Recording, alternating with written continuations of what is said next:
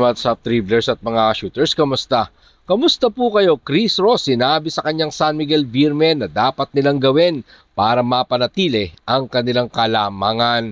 At Coach Tim Cone, inaasahan niya na gagawin ni Scottie Thompson matapos ang kanyang career high na triple-double performance. Ano nga ba ang inaasahan kay Scottie Thompson? Tara, pag-usapan talakayin po natin yan sa bidyong ito matapos po kong maglambing sa inyo ng isang like, share, comment down below, and don't forget to subscribe and hit that notification bell button para lagi po tayong updated sa ating pong mga video. At lahat po ng ating shoutout nasa dulong bahagi lang po ng bidyong ito. Naniniwala si SMB Playing Assistant Coach Veteran Guard Chris Ross na kailangan talaga ng San Miguel Beermen na pangalagaan nila ang kanilang kalamangan laban sa Barangay Ginebra San Miguel. Sa tatlong sunod na laro ng San Miguel Beermen ay maganda nga po ang kanilang panimula. Maganda din ang naging shooting ni Chris Ross mula sa 3-point range. Lumamang pa nga sila dyan ng 16 points ang SMB, pero unti-unting winalis siya ng Gene Kings hanggang sa lumamang pa ng 1 puntos pagkatapos ng second quarter.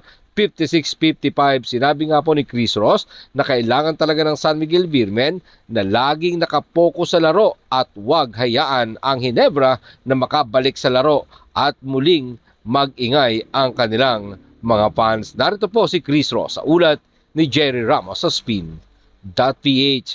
Kailangan namin maghanap ng paraan para ingatan ang aming lamang dahil ang mga game namin ay lamang kami lagi.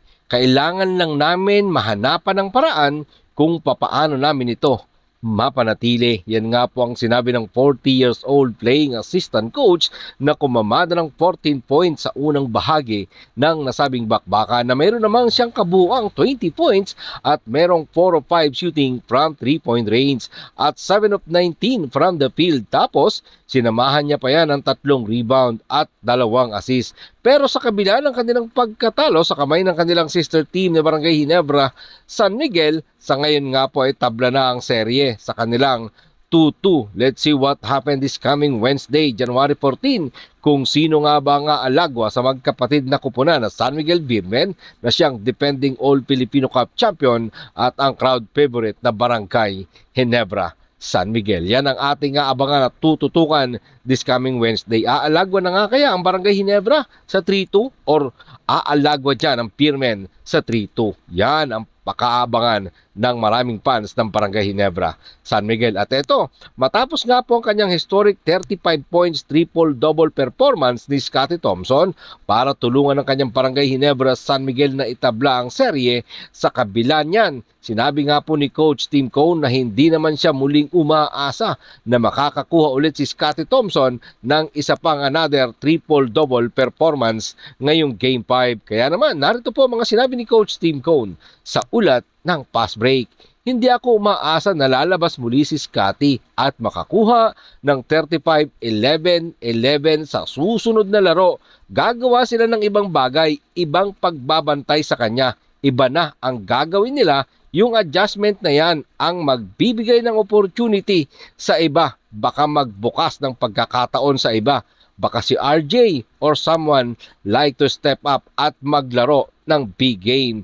Yan nga po ang sinabi ng veteran tactician na si Coach Tim Cone. Sinabi nga din po ni Coach Tim Cone na kailangan nila ang isang player na mag-step up tulad nga po ni Jason David na tinawag pa nga niyang Jimmy Butler. Dahil nga daw, hindi maganda ang inilaro ni Stephen Holtz pero maganda naman ang inilaro ng tulad ni Jason David. Narito pong muli si Coach Tim Cone.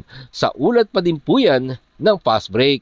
Kailangan namin si Jason ngayong gabi dahil si Stephen ay hindi magandang inilaro at struggling ng konti. Si Jason ay patuloy na naglaro ng mas mahusay habang mas matagal siya doon. Yan nga po ang sinabi ni Coach Tim Cone sa nasabing panalo ng Gene Kings. Kumamada nga po si Jason David ng 12 points habang si Stephen Holtz ay meron lamang 4 na puntos. Siguro ngayon, kailangan na lang gawin ng Gene Kings mga shooters para sa akin ay maging consistent sa kanilang ginagawa para makuha nila ang kanilang inaasam na kampyonato. Yung ginagawa nila na paraan para sila makabalik sa laro, siguro mas maganda kung lamang sila from the start and of course from till the end of the game. Mas maganda siguro yun mga shooters, no? At mapanatili nila yung lamang kesa naman naghahabol sila. Although mas maganda rin naman yun, napapakita nila yung kanilang never say die attitude. Ngayon nga pong January 14, dyan sa loob ng Smart Araneta Coliseum mangyayari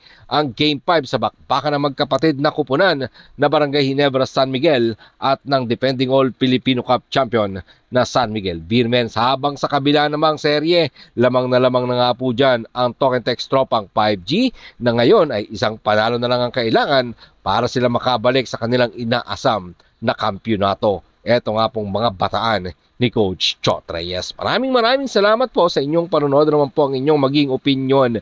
Diyan po natin yan pag-usapan sa comment section. Ingat and God bless everyone. Adjourn, pero katulad po ng ating nakagawian, bago po natin tapusin ang ating video, shoutout po kina